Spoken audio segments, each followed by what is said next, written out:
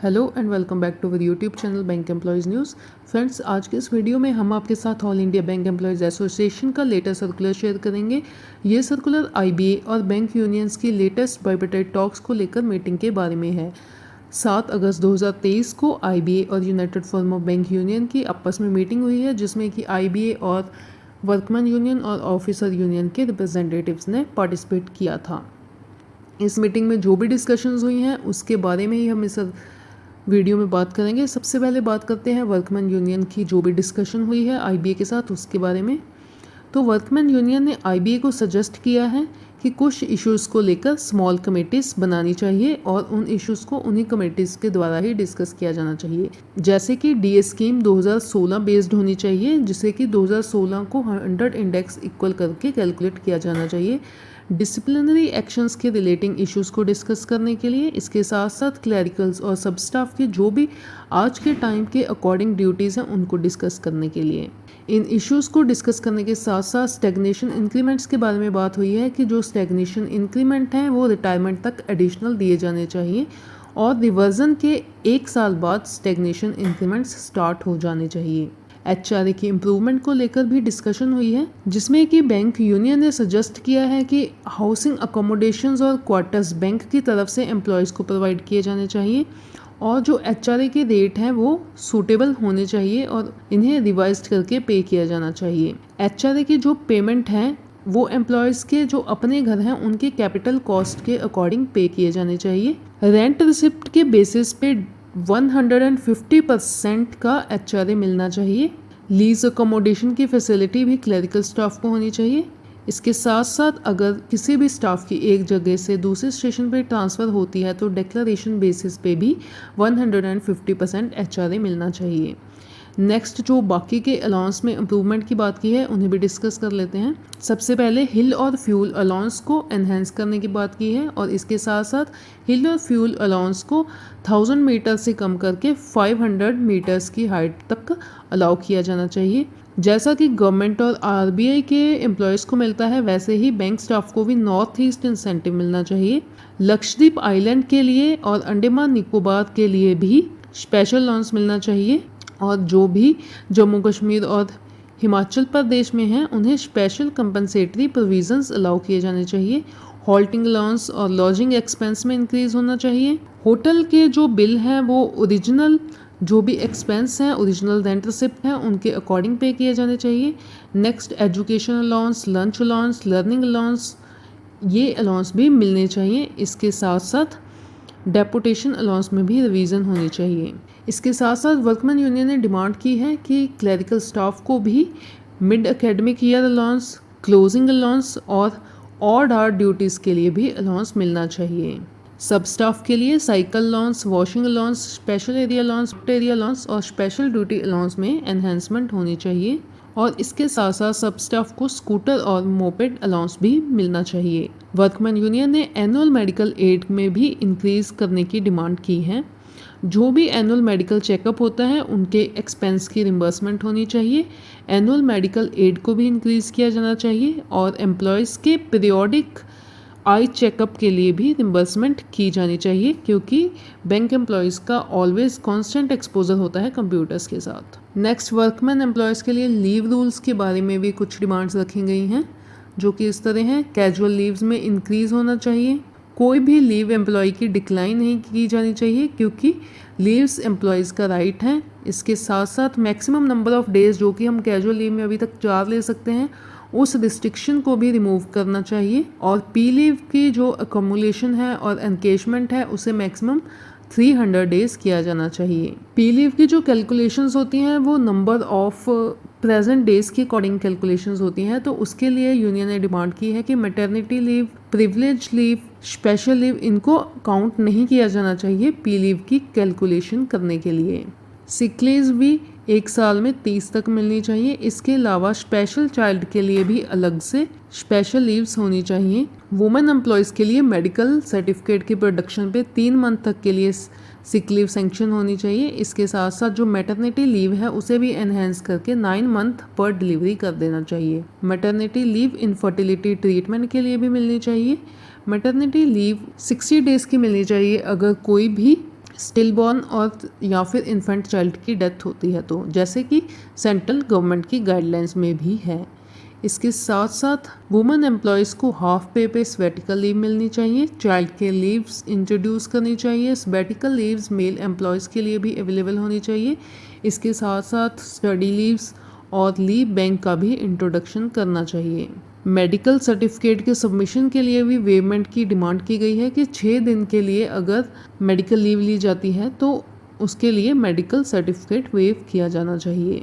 इसके साथ साथ ड्यूटी लीव मिलनी चाहिए अगर लेबर कोर्ट्स या फिर कॉन्सलेशंस मीटिंग अटेंड की जाती हैं। स्पेशल लीव्स को भी इंक्रीज़ किया जाना चाहिए। ब्रीवमेंट लीव की इंट्रोडक्शन की भी डिमांड की गई है और इसके साथ साथ अगर किसी भी एम्प्लॉय का फिज़िकली चैलेंज्ड और कोई भी एम्प्लॉय अगर फिज़िकली चैलेंज्ड है तो उसे 7 लीव्स एक्स्ट्रा मिलनी चाहिए और जो पी लीव्स की एनुअल इनकैशमेंट्स हैं वो 10 पी लीव्स पर ईयर होनी चाहिए। नेक्स्ट LFC के लिए भी कुछ डिमांड्स की गई हैं कि जो LFC है उसमें इम्प्रूवमेंट होनी चाहिए, अब्रॉड LFC अलाउड होनी चाहिए, पेरेंट्स ऑटोमेटिक डिपेंडेंट होने चाहिए इरिस्पेक्टिव ऑफ देयर इनकम, और जो इनकम क्राइटेरिया है डिपेंडेंट्स के लिए उसे भी रिवाइज किया जाना चाहिए। LFC का जो रिम्बर्समेंट है उसमें न्यू ट्रेन्स जैसे कि तेजस वगैरह के फेयर की भी रिम्बर्समेंट होनी चाहिए और एम्प्लॉय की रिटायरमेंट पे एम्प्लॉय को एडिशनल LFC भी अलाउ होनी चाहिए। नेक्स्ट वर्किंग आवर्स के बारे में बात की गई है कि एम्प्लॉयज़ के लिए यूनिफॉर्म वर्किंग आवर होने चाहिए। ओवर टाइम के लिए न्यू फार्मूला होना चाहिए जिसके अकॉर्डिंग की ओवर टाइम कैलकुलेट हो। जैसा कि आप सभी को ही पता है कि सभी एम्प्लॉय CBS में काम करते हैं और बायोमेट्रिक सिस्टम है, ओवर टाइम है जो उसी के बेस पे किया जाना चाहिए। ट्रैवल ऑन ड्यूटी के अलाउंस को भी इंक्रीज़ करने की बात की गई है और डिमांड की गई है कि क्लास और मोड ऑफ ट्रैवल में इम्प्रूवमेंट की जानी चाहिए और होटल अकोमोडेशन और हॉल्टिंग अलाउंस ट्रांसफ़र पे 6 दिन का मिलना चाहिए। वर्कमैन यूनियन ने यही सारी डिमांड्स की हैं। नेक्स्ट अब हम डिस्कस करेंगे ऑफिसर यूनियन की डिमांड्स को। ऑफिसर यूनियन ने भी स्केल 8 तक के लिए मैंडेट की डिमांड की है और डिमांड की है कि सभी बैंक्स की जो मेजर पोजीशंस हैं वो CGM है तो स्केल 8 तक के लिए सेटलमेंट अलाउड होनी चाहिए। इसके लिए ऑफिसर यूनियन ने डिमांड की है कि स्मॉल कमेटी बननी चाहिए D&A रेगुलेशंस के लिए, लीव फैसिलिटीज़ में इम्प्रूवमेंट होनी चाहिए। फैसिलिटीज़ हैं जो डिफरेंटली एबल्ड के लिए या फिर वुमेन एम्प्लॉयज़ के लिए उनमें भी इम्प्रूवमेंट होनी चाहिए और IBA ने इन सब के लिए एग्री किया है।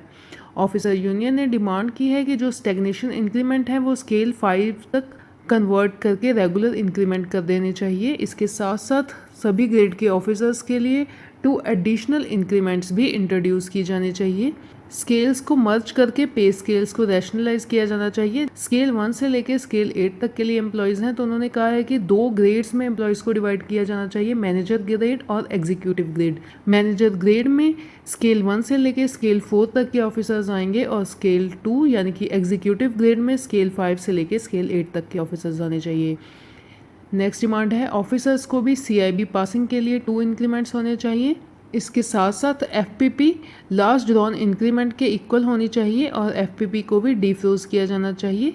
GIB और CIB की कंप्लीशन पे 1 और 2 एडिशनल इंक्रीमेंट्स मिलने चाहिए इंस्टेड ऑफ कंसोलिडेटेड अमाउंट। इसके साथ साथ एनुअल इंक्रीमेंट्स हैं वो 1 जनवरी और 1 जुलाई को हर साल कर दिए जाने चाहिए जो कि सबके लिए यूनिफॉर्म होंगे। HRA में भी अपवर्ड रिवीजन की डिमांड की गई है जो कि मार्केट रेंट के अकॉर्डिंग होगा। सेल्फ लीज को भी इंट्रोड्यूस करने की डिमांड की है। CCA और लोकेशन अलाउंस को भी इंक्रीज़ करने की डिमांड की है। लर्निंग अलाउंस और क्लोजिंग अलाउंस को भी इंक्रीज़ किया जाना चाहिए। क्लोजिंग अलाउंस एवरी क्वार्टर मिलना चाहिए। इसके साथ साथ जो भी एम्प्लॉयज़ को ट्रांसफ़र पे कंपनसेशन मिलती है उसमें भी लमसम अमाउंट में इम्प्रूवमेंट की जानी चाहिए। अगर किसी भी एम्प्लॉय का मिड एकेडमिक ट्रांसफ़र होता है तो जो भी लमसम अमाउंट है उसमें भी इम्प्रूवमेंट होनी चाहिए। गवर्नमेंट PSU और प्राइवेट सेक्टर की तरह एजुकेशन अलाउंस भी इंट्रोड्यूस किया जाना चाहिए। इसके साथ साथ किसी भी सेंसिटिव और रूरल एरियाज़ के लिए इंसेंटिव इंट्रोडक्शन की जानी चाहिए। जो भी ब्रांचेस स्पेशल इकोनॉमिक जोन्स में आती हैं उन्हें भी मेट्रो सिटीज़ के एड पर पे अलाउंस मिलने चाहिए। Travelling expense, hill area expense, halting expense इन सब में भी इंक्रीज़ होना चाहिए और जम्मू कश्मीर, हिमाचल, लेह लद्दाख, सिक्किम, अंडमान, उत्तराखंड इन सभी के लिए जो स्पेशल एरिया अलाउंस हैं उसमें इम्प्रूवमेंट होनी चाहिए। इसके साथ साथ LFC में भी इम्प्रूवमेंट की डिमांड की गई है। स्पेशल और डिफरेंटली एबल्ड एम्प्लॉयज़ के लिए स्पेशल लीव्स की डिमांड की गई हैं। उनके लिए कन्वेंस अलाउंस को इंक्रीज़ करने की डिमांड की गई है। इसके साथ साथ उन्हें 25 डेज़ की कैजुअल लीव्स भी मिलनी चाहिए। नेक्स्ट, वुमेन एम्प्लॉयज़ के लिए भी कुछ स्पेशल प्रोविजंस की डिमांड की गई हैं, जैसे कि उन्हें प्लेसमेंट्स और पोस्टिंग में प्रेफरेंस मिलनी चाहिए। क्रैच फैसिलिटी का प्रोविज़न की डिमांड की गई है। मैटरनिटी लीव को भी 6 मंथ से इंक्रीज़ करके 1 ईयर करने की डिमांड की गई है। इसके साथ साथ 45 ईयर्स के अबव लेडीज़ के लिए एडिशनल सिक लीव की डिमांड की गई है। Child care leaves central government employees की तरह मिलनी चाहिए। वर्क फ्रॉम होम की फैसिलिटी होनी चाहिए। फ्लेक्सिबल टाइम की फैसिलिटी होनी चाहिए। लेडी ऑफिसर्स के लिए 6 मंथ के लिए फर्टिलिटी ट्रीटमेंट की भी लीव अलाउ होनी चाहिए। नेक्स्ट, वुमेन एम्प्लॉयज़ के लिए कंपलसरी हेल्थ चेकअप होने चाहिए। स्टाफ में जेंडर सेंसिटिविटी होनी चाहिए। इसके साथ साथ मैटरनिटी लीव को 6 मंथ से 12 मंथ करके जो चाइल्ड केयर लीव है उसे 2 ईयर्स तक भी इंट्रोड्यूस करने की डिमांड की गई है। वुमेन एम्प्लॉयज़ को मंथली मेंस्ट्रुअल लीव भी मिलनी चाहिए और जो भी बोथ स्पाउसेस हैं उन्हें सेम स्टेशन पे पोस्टिंग मिलनी चाहिए। नेक्स्ट, ऑफिसर यूनियन ने ऑफिस बियरर्स के लिए स्पेशल प्रिविलेजेस की डिमांड की गई है, जिससे कि उन्हें ट्रांसफ़र पॉलिसी से इम्यूनिटी मिल सके। डिपेंडेंट की जो इनकम है उन्हें ऐड करने के लिए डिपेंडेंट की इनकम के क्राइटेरिया को भी इंक्रीज़ करने की डिमांड की गई है। कैजुअल लीव्स को इंक्रीज़ करके 15 डेज़, प्रिविलेज लीव के एनकैशमेंट को 300 डेज़ और इसके साथ साथ सिक लीव, सैबेटिकल लीव इन सभी में भी इम्प्रूवमेंट की डिमांड की गई है। किसी भी फैमिली मेम्बर की डेथ पे बेरीवमेंट लीव को इंक्रीज़ करके 15 डेज़ करने की डिमांड की गई है। Special occasion leave, journey time leaves इनके लिए भी डिमांड की गई है। इसके साथ साथ बैंक में अगर कोई स्पोर्ट्स पर्सनल है उन्हें 30 to 60 डेज़ की लीव भी मिलनी चाहिए। लीव बैंक के इंट्रोडक्शन की डिमांड की गई है। ऑफिसर्स के ट्रांसफ़र होने पे जो रोड टैक्स होता है व्हीकल्स पे वो भी बैंक के द्वारा पे किया जाना चाहिए अगर ऑफिसर्स के इंटरस्टेट ट्रांसफर्स होती हैं। नेक्स्ट डिमांड D&A रेगुलेशंस के बारे में की गई हैं। जो भी डिसिप्लिनरी रूल्स प्रोसीजर्स हैं उन्हें रिव्यू करने की डिमांड की गई है और डिमांड की गई है कि किसी भी एम्प्लॉय पे आफ्टर सुपर एनुएशन कोई भी डिसिप्लिनरी एक्शन ना हो, टर्मिनल बेनिफिट्स को ना रोका जाए और IBA को गवर्नमेंट के साथ टेकअप करके इन सभी इश्यूज़ को रिजॉल्व करना चाहिए। ऑफिसर्स के लिए कंपैशनेट ग्राउंड्स पे जो ट्रांसफ़र्स होती हैं वो 6 मंथ के पीरियड में कंप्लीट होनी जानी चाहिए। अगर ऑफिसर को किसी भी तरह के लीगल केसेस में जाना पड़ता है तो जो भी एक्सपेंस होंगे वो बैंक की तरफ से बॉर्न किए जाने चाहिए, अगर ऑफिसर्स पर ये जो लीगल एक्सपेंस लग रहे हैं वो फ्रॉड के कारण नहीं लग रही हैं। IBA ने इन सभी डिमांड्स को सुना है और कहा है कि नेक्स्ट आने वाली मीटिंग्स में इन पे फर्दर डिस्कस किए जाएंगी। नेक्स्ट जो मीटिंग है वो इस मंथ के एंड पर हो सकती है। तो आज की इस वीडियो में इतना ही। उम्मीद करते हैं कि जल्द से जल्द 12th बायपेटाइट सेटलमेंट कंप्लीट हो जाएगी। Thanks for watching this video.